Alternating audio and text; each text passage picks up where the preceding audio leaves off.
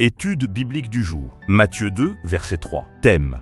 Quand la vérité spirituelle déstabilise les systèmes établis. Le roi Hérode, ayant appris cela, fut troublé, et tout Jérusalem avec lui. 1.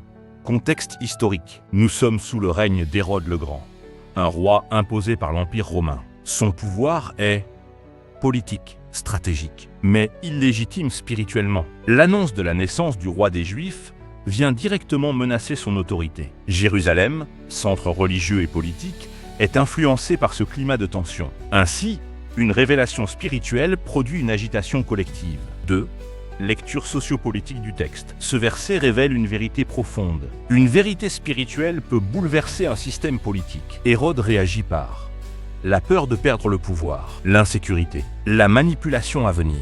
Jérusalem réagit par l'inquiétude collective, l'instabilité émotionnelle, la dépendance au climat politique. Quand le sommet est troublé, toute la société tremble. 3. Implication pour les leaders politiques. Ce passage enseigne que un leader insécure gouverne par la peur. Le pouvoir mal fondé craint toujours la vérité. Une autorité sans légitimité spirituelle est instable. Un vrai leader n'a pas peur de la vérité, ne combat pas ce qui vient de Dieu, cherche la justice et non le contrôle. 4. Implication pour les leaders religieux. Jérusalem était censée discerner la venue du Messie, mais elle est troublée, au lieu de se réjouir. Cela montre que une institution religieuse peut perdre sa sensibilité spirituelle. On peut être proche du sacré sans reconnaître Dieu. Un leader spirituel doit discerner les temps, accueillir la révélation divine, ne pas être influencé par la peur politique. 5.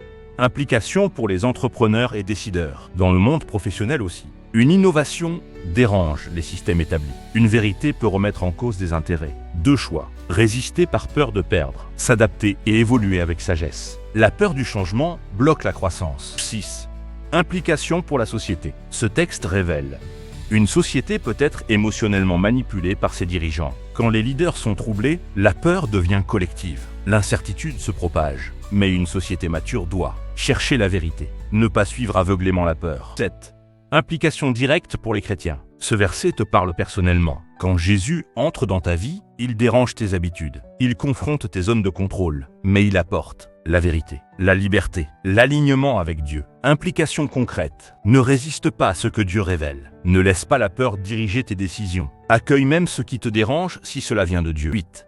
Principe herméneutique. Nous ne sommes pas sous Hérode aujourd'hui, mais le principe demeure. Toute vérité divine confronte les systèmes humains. Le pouvoir sans Dieu réagit par la peur. La révélation exige une prise de position. On applique le principe spirituel, pas le contexte historique exact. 9. Message sociétal. Nos sociétés modernes vivent instabilité politique, manipulation des masses, crise d'autorité. Matthieu 2, verset 3 nous enseigne. Une vérité peut exposer la fragilité d'un système entier, mais aussi, la peur collective n'est pas toujours la vérité. Conclusion prophétique. Quand Dieu agit, certains sont dans la paix, d'autres sont troublés. La différence ne vient pas de Dieu, mais du cœur humain. La question est, es-tu troublé par la vérité ou transformé par elle? Prière. Seigneur, délivre-moi de toute peur face à ta vérité. Que mon cœur ne soit pas comme celui d'Hérode, mais comme celui de ceux qui te cherchent sincèrement. Donne-moi le discernement, la paix et le courage d'accueillir ce que tu fais. Amen.